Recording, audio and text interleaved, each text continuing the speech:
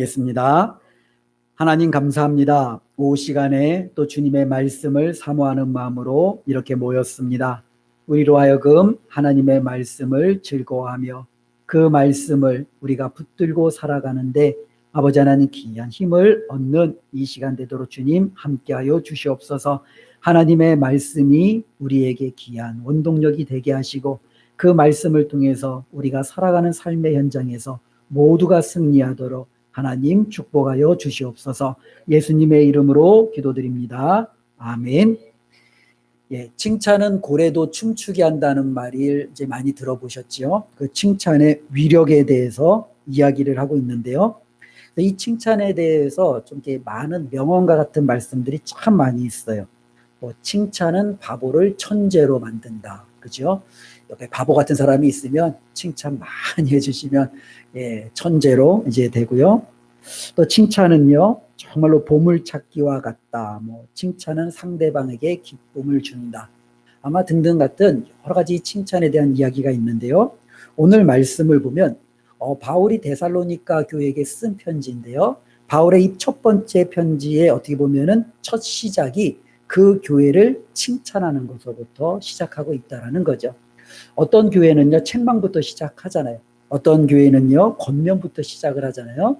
그런데 바울이 이 데살로니가 교회를 봐서는 그들을 향한 칭찬부터 시작하는 것을 볼 때 이 데살로니가 교회는 바울에게뿐만 아니라 하나님에게도 상당히 기쁨이 되는 그와 같은 교회였음을 우리는 알게 됩니다.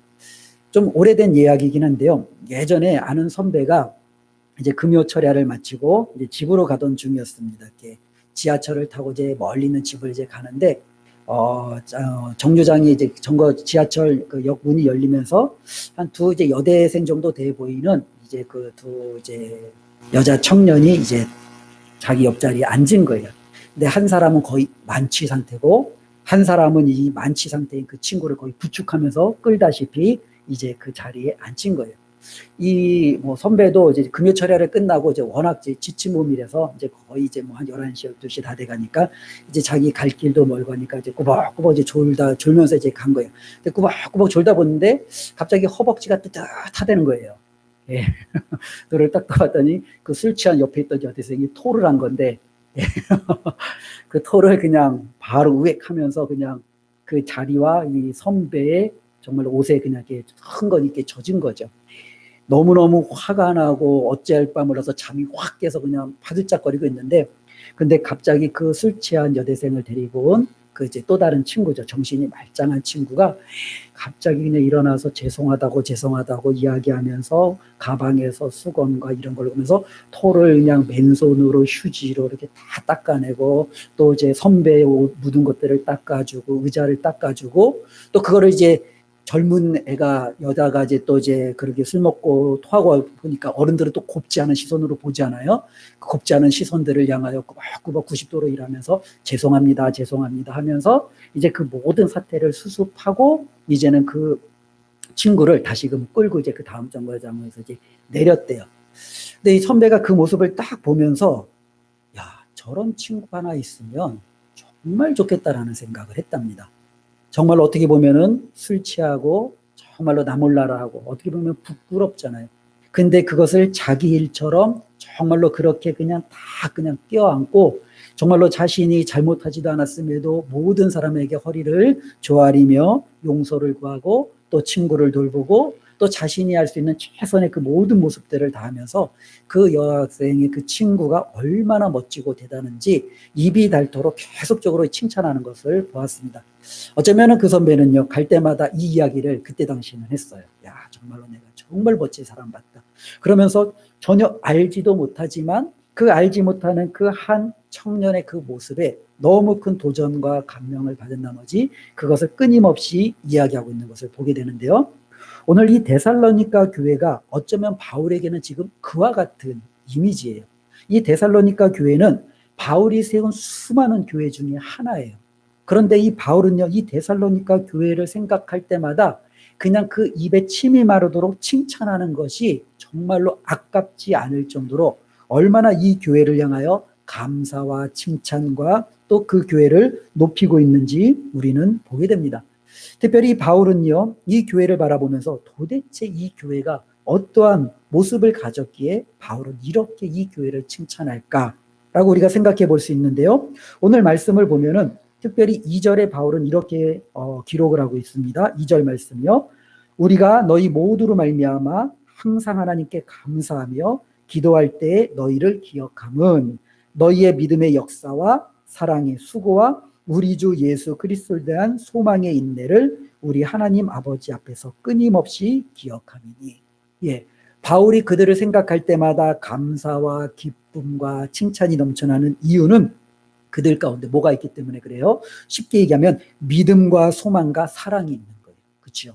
믿음의 역사가 있었고 사랑의 수고가 있었고 소망의 인내가 있었던 교회. 그러니까 이 교회를 생각하니 바울은 당연히 입에 침이 마르도록 그 교회를 축복하고 칭찬하고 또 많은 사람들에게 알리는 것을 우리는 보게 됩니다. 그런데 이 데살로니가 전서를 썼을 때 이 데살로니가 교회는 어쩌면 이렇게 칭찬받을 만큼 뭐랄까요? 좀 교회의 연륜이 깊어졌다거나 아니면 그 교회에 뭔가 남다른 색다른 일이 딱 있거나 그러진 않았어요. 이 교회는요, 어떻게 보면은 바울이 다녔던 또 다른 도시나 마을처럼 굉장히 어떻게 보면 좀 평범했던, 그러니까 바울의 사역의 기준에서 보면은 평범했던 교회죠. 바울은 끊임없이 자신이 한 도시에 가서 복음을 전하잖아요. 복음을 전하다 보면 유대인들이 핍박을 해요. 또 유대인들이 선동을 해서 이방인들이 바울을 핍박을 해요. 그러다 보면 바울은 도망치듯 또 다른 도시로 갈 수밖에 없어요. 그러니까 교회 한 마을에 도착해서 복음을 전하다 말고 그는 또 다른 곳으로 옮겨갈 수밖에 없었고 그곳에서도 또 그렇게 하다가 또 다른 곳으로 옮겨갈 수밖에 없었고 그나마 우리가 아는 바울이 오랫동안 머물러서 사역을 했던 교회가 고린도 교회와 에베소 교회 정도 1년 반 또는 3년 정도의 긴 시간 동안 사역을 했지 다른 교회들은 바울이 그렇게 오랫동안 머무를 수가 없었습니다. 이 데살로니가 교회도 보면은 바울이 사도행전 17장에 보면 머물렀던 기간이 길어야 3주예요. 그러니까 바울이 이 3주 동안 그 안에서 이제 복음을 전하다가 이제는 유대인들의 폭동이 일어나죠. 그래서 이 유대인들이 이방인들로 하여금 이제 또 이렇게 뭐랄까 들쑤셔 놓으니까 그들이 이 바울이 또 바울이 전한 이 복음을 받아들인 데살로니가 교회가 황제가 아닌 다른 임금을 섬긴다. 그러면서 이제는 그것을 관리들에게 이제 고소하면서 이제 그들을 향하여 고난의 환란의 그 고삐를 꽉 잡아당기는 때입니다. 바울은요 형제들의 도움으로 말미암아 그들의 손에 넘어가지 않고 다른 도시로 피해 가는데 바울을 통해서 복음을 받아들였다가 3주 만에 야손이라는 사람은요 그들의 손에 붙잡히는 거예요. 감옥에 처하는 거죠. 어쩌면 그가 모든 것들을 다 뒤집어 씌움을 받을 수도 있지요.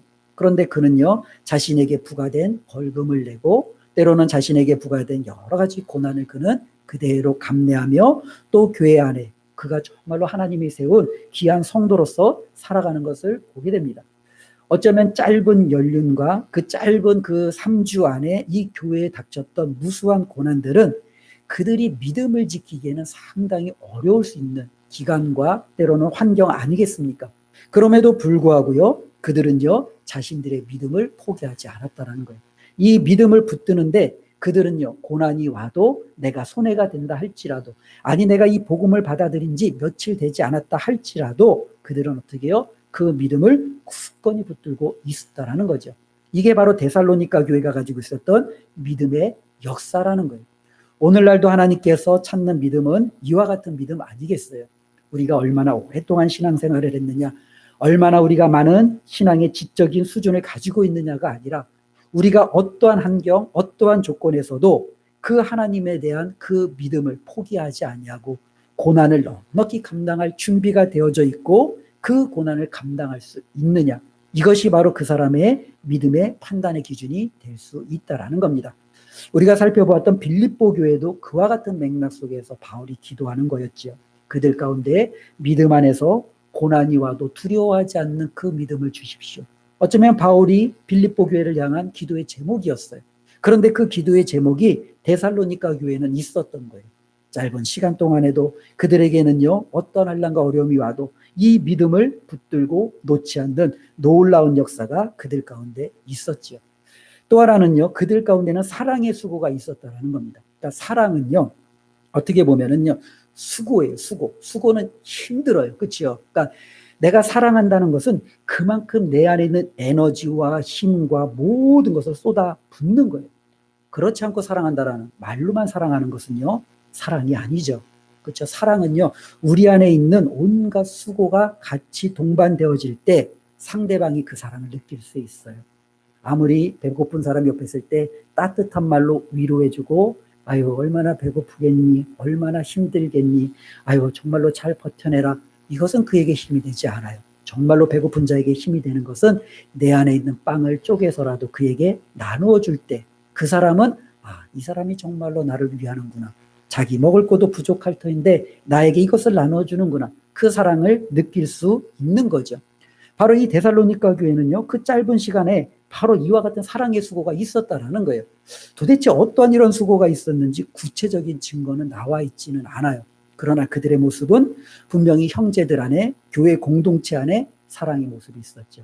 고린도 교회하고는 다르죠. 그들은 서로 나누고 쪼개어지고 서로 잘났다고 싸우는 교회였는데 3주밖에 되지 않은 이 데살로니가 교회는 서로 희생하고 아껴주고 헌신하는 그와 같은 모습이 있었다라는 거죠. 이 모습이 바울의 귀에 들릴 정도까지, 아니 이방인들도 그것을 알 수 있을 정도까지 들려 퍼졌다라는 거죠. 예전에 경험했던 일인데요. 집사람이 첫 아이를 가졌을 때 좀 양수가 부족해서 우리 이게 김혜경 검사님 계시는 그 한양대병원에 한 8일 동안 입원했던 적이 있어요. 근데 이제 아무래도 이제 산부인과 병동이다 보니 여자 환자들이 주로 이쪽 복도를 중심으로 이쪽은 산부인과였고, 이쪽은 이제 반대편 복도 쪽은 아마 이제 다른 질병으로 아마 있었던 것 같아요. 근데 우리가 있었던 데 이제 6인실이었던 걸로 기억을 하고, 그 6인실에 있었는데 집사람이 이제 아기를 가지니까 다 이제 젊은 엄마들이잖아요. 그러니까 다 젊은 엄마들이에요. 다 젊은 엄마들인데 겉은 하나도 안 아파요. 예. 그렇죠. 예. 속이 이제 아이가 이상이 있으니까 혹시라도 이제 양수가 터질까 하면 아이에게 다른 문제가 있을까, 이제 그 내면 때문에 있으니까 모여 있을 때는 서로 그냥 여기가 병원이라는 분위기는 좀 안 나요. 뭐 시끌시끌 복잡하고 무슨 카페 와 있는 느낌. 예. 근데 이제 그렇게 이제 이쪽 병실 안은 그렇게 분위기가 나쁘지는 않아요. 근데 반대편 병실은 굉장히 분위기가 나빠요. 그 반대편 병실은 보면은 이제 암 환자들도 있고요. 때로는 여러 가지 부인과의 병을 가지고 있어서 수술을 앞두고 있는 환자도 있고. 그러니까 복도를 하나를 두고 건너편은 거의 좀 웃으면 안 될 것 같고 뭔가 실수하면 안 돼. 근데 이쪽은 그냥 전혀 아랑곳하지 않고 젊은 엄마들이 그냥 이렇게 같이 있는데, 저희 이제 앞병실에 이제 약간 대각선 쪽으로 한 젊은 엄마가 이제 암이 걸렸어요. 이제 암이 걸려서 거의 이제 약간 포기 상태였던 것 같아요. 그러다 보니까 아픈 분의 어머니도 오셔서 정말로 마음에 근심이 있고 여러 가지 아픔이 있는데, 그런데 이제 그분이 이제 병실에 입원한 뒤로 이제 그날 오후부터 그분이 이제 교회를 다니셨던 것 같아요. 교회를 다니셨는데, 이 교회를 다니는데 이제 한 두세 분의 이제 여자분이 오셔서 잠깐 운병하고 이제 복도에 나와서 그분을 위해서 기도하는 거예요. 아, 기도하고 가시나 보다. 근데 제가 좀 있다가 갔는데 이제는 사람이 바뀌었어요. 다른 분이 몇 분이 와서 또 거기서 이제 기도하고 있는 거예요. 또 시간이 지났는데 또 몇 분이 와서 또 거기서 기도하고 있는 거예요. 그러니까 이 모습을 저도 보면서 야, 참 대단하다 그런 느꼈는데, 처음에 이제 저희 병실에 있었던 젊은 엄마들은 뭐라고 얘기했냐면은, 아, 시끄럽다, 정말 유난 떠네, 뭐 이런 식의 반응이었어요. 예. 뭐 이렇게 저 하나 갖고 이렇게 사람들이 저래 막 그러면서. 근데 저희가 8일 동안 있는 동안에 그 앞에서 그 기도의 어떻게 보면 발걸음이 한 번도 끊어지지 않은 것을 제가 봤어요. 근데 이제 저희 병실 안에 이 젊은 엄마들도 좀 생각이 바뀌는 거예요. 뭐라고 바뀌냐면, 야, 믿는 사람들 정말 의리 있다. 예, 이렇게 이야기하더라고요. 어쩌면 그들도요, 처음에는 유난 떤다, 시끄럽다, 왜 저렇게까지 난리냐, 그렇게 했다가도 한 사람에 대해서 온 성도가 함께 기도해주고 품어주고 정말로 끝까지 그 자리를 지키는 모습을 보면서 그들까지도 이제 마음에 이제 감동을 느끼는 거죠. 어떻게 보면 이것이 바로 뭐예요? 사랑의 수고라는 거예요. 근데 이와 같은 수고가 데살로니가 교회는 있었다라는 거예요. 그 안에는 어떤 삶의 모습이 있었는지는 모르지만 이방인조차까지도 야, 저기는 정말로 달라 라고 이야기할 수 있는 따스함이 그 교회 안에 있었다라는 거죠. 이것을 바울이 들은 거예요. 또 하나는요, 주 예수 그리스도에 대한 소망의 인내가 그들 가운데 있었다라는 거죠. 데살로니가 교회 처음부터 얘기한 것처럼 그들은 예수 믿자마자 하나님께서 축복해 주시고 그들을 번성케 하시고 형통케 하시지 않았어요. 그들은 예수 믿자마자 어떻게 해요? 감옥에 잡혀가서 보석금을 내지 않으면 나올 수 없을 정도로 그들은 엄청난 고난과 환란이 그들 가운데 찾아왔어요. 이쯤 되면 야, 나 예수 안 믿어야겠다. 예수 믿었더니 손해가 너무 커. 내가 예수 믿었더니 되는 일이 없어. 이럴 수도 있잖아요. 그런데 이 교회는 어떻게 해요? 고난 중에서도 이 땅에서의 그들이 잘 되고 형통하고 무언가 끝까지 바라는 것을 얻는 것을 보는 게 아니라 장차 예수 그리스도께서 오실 때 그분과 함께 내가 뭐예요? 부활할 것에 대한 그분의 영광에 내가 참여할 것에 대한 그 소망을 가지고 끝까지 버티고 있었다라는 거예요. 어떻게 이와 같은 모습이 그 3주 안에 그리고 그 짧은 시간에 엄청나게 소용돌이 치는 그러한 현장 속에서도 이 데살로니가 교회는 이와 같은 놀라운 은혜를 누릴 수 있었을까? 바울은 그것을 생각할 때마다 어떻게 해요? 감사해요. 기뻐해요. 그러니 어떻게 해요? 그들을 칭찬하고 그들이 그것을 더욱더 잘할 수 있도록 격려하는 이 메시지를 오늘 담아서 전하는 것을 보게 됩니다. 특별히 이제 이 데살로니가 교회의 성도들은 도대체 어떠한 은혜를 받았기에 그러면 이와 같은 칭찬과 인정을 받을 수 있었는가라는 부분을 오늘 말씀을 통해서 한번 살펴보려고 하는데요. 바울이 이제 몇 가지 우리에게 그 말씀에 대한 뭐랄까요? 힌트라고 할까요? 그것을 좀 알려주고 있는데요. 4절 말씀 한번 볼게요. 하나님의 사랑하심을 받은 형제들아 너희를 택하심을 아노라. 예. 그러니까 바울은 그들을 딱 바라보면서 야, 믿음에 어떻게 보면 역사가 있고 사랑의 수고가 있고 소망의 인내가 있고 끝까지 하나님에 대한 정말로 그들의 삶을 바라보니 바울은 딱 한 가지를 아는 거예요. 너희들은 택함받은 자들이구나. 너희들은 하나님 앞에 사랑받은 자들이구나. 바울은 이것을 분명히 알게 되는 거예요. 다르게 이야기하면 복음은 들음에도 불구하고 소망과 사랑과 어떻게 보면은 믿음의 역사와 이런 것들이 나타나지 않으면 우리는 이와 같은 확신은 한 번에 말하기가 굉장히 어려워요. 저 사람이 정말로 하나님의 택함을 받은 자인가? 하나님의 은혜를 받은 자인가? 그렇죠? 굉장히 두렵고 떨림으로 우리는 정말로 그것을 함부로 판단할 수 없겠죠. 그런데 이들의 삶의 모습을 보니 야, 나는 안다. 나는 확신한다. 너희는 하나님의 은혜를 받은 자이다. 너희는 하나님의 택하심을 받은 자이다. 라는 것을 분명히 확언하는 것을 우리는 보게 됩니다. 그래서 5절에 계속적으로 이렇게 이야기합니다. 이는 우리 복음이 너희에게 말로만 이른 것이 아니라. 바울은 가는 곳마다 복음을 전했어요. 근데 바울이 복음을 전할 때 그 수단은 말이잖아요. 그렇죠? 말로써 복음을 전해요. 근데 어떠한 도시와 어떠한 마을에서는 사람들이 그 복음을 말로만 듣는 거예요. 말로만 이해하는 거예요. 말로만 받아들이는 거예요. 그런데 이 데살로니가 교회는요, 이 말로만 받아들인 것이 아니라 그 뒤에 보니까 어떻게 해요? 능력과 성령과 큰 확신으로 된 거죠. 그들에게는 하나님이 주시는 성령님이 주시는 그 확신, 성령님이 주시는 그 능력으로 바울이 전한 그 복음이 어떻게 해요? 하나가 되어서 그들이 하나님 앞에 온전한 성도로 세워졌음을 우리에게 말씀해주고 있다는 거죠. 어떻게 보면은요, 많은 사람들이 복음을 듣습니다. 그런데 진실된 복음을 듣느냐, 이것은 또한 별개의 문제예요. 왜냐하면 교회 안에도 복음은 많지만 다른 복음도 함께 전해지는 경우가 있고요. 우리가 하나님의 말씀을 접하지만 이 하나님의 말씀을 그냥 말과 글로만 읽고 그냥 아무렇지 않게 살아갈 때도 많이 있기 때문에 그렇습니다. 그런데 데살로니가 교회 성도들은요, 말로 듣고 글로 읽을 때 이것이 성령님의 능력으로 성령님이 주시는 확신으로 그들이 받아들이고 이것에 대해서 힘써 지키며 애썼던 그 모습을 우리는 보게 됩니다. 바로 이와 같은 그들의 삶의 모습이 너무나도 크게 나타나는 거죠. 그래서 이제 복음을 제대로 받아들인 사람들은 어떠한 삶의 그러면은 그 결과를 가지고 오느냐. 6절 말씀인데요. 또 너희는 많은 환난 가운데서 성령의 기쁨으로 말씀을 받아 우리와 주를 본받은 자가 되었으니. 예. 이렇게 진정한 제대로 된 복음을 들은 사람들은요, 내가 이 복음을 받아들이는 환경이 환난 가운데 있다 할지라도 그들 가운데는 뭐가 있어요? 기쁨이 있어요. 성령님이 주시는 평안함이 있어요.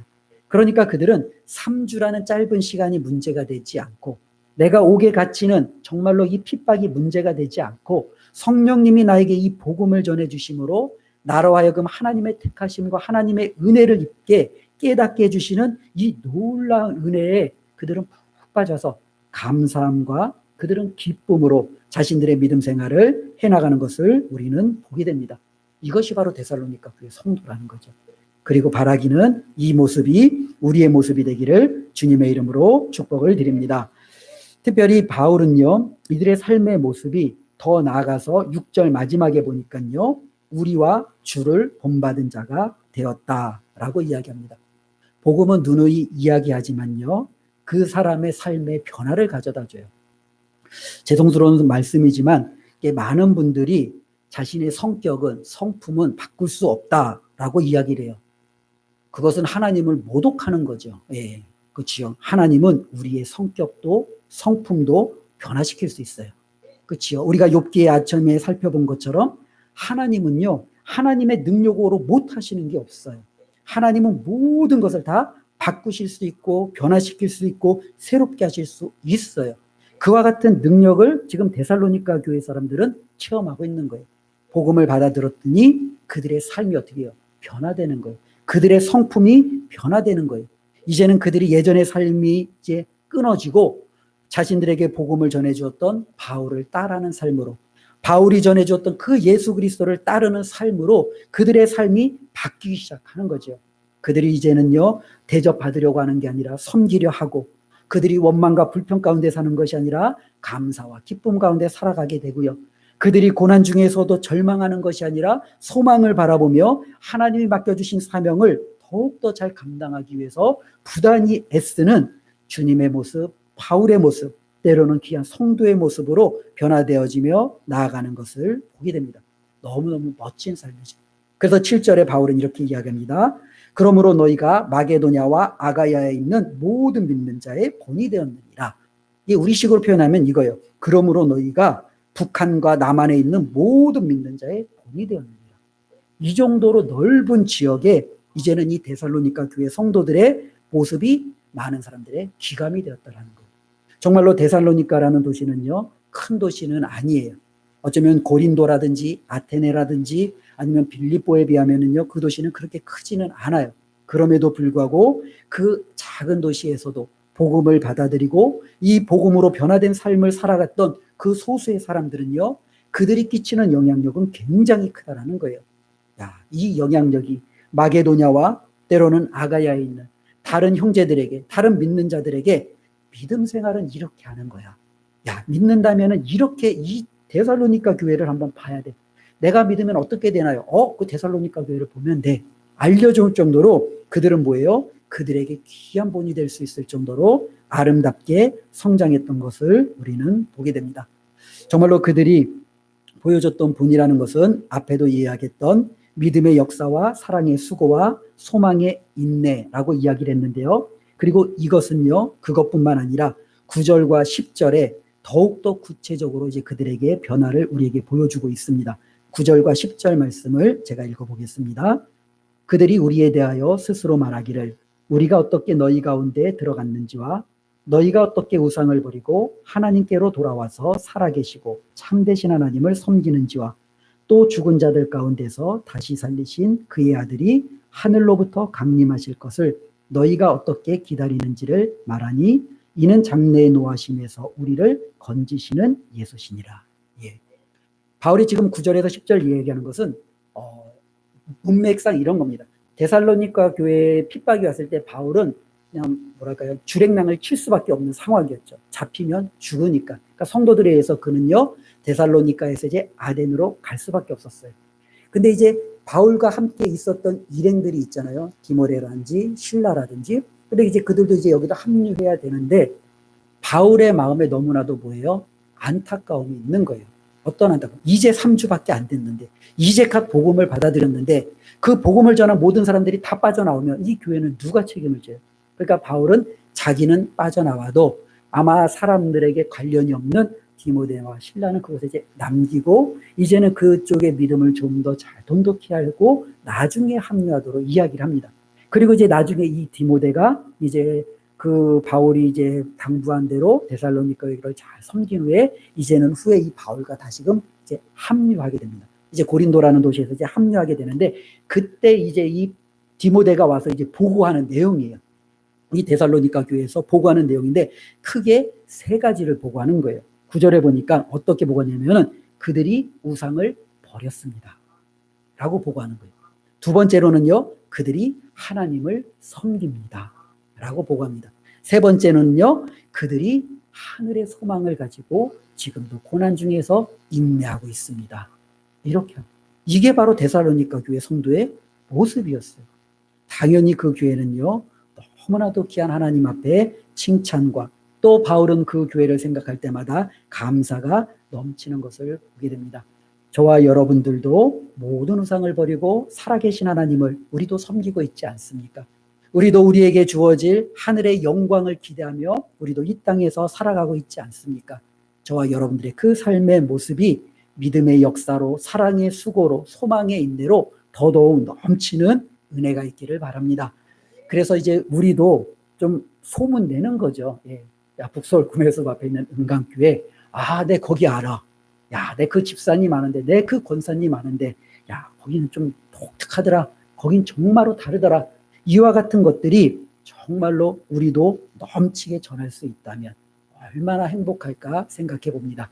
그리고 이 모습은 우리도 행복하게 할 뿐만 아니라 하나님 앞에 더 큰 영광과 기쁨이 될 것 같아요.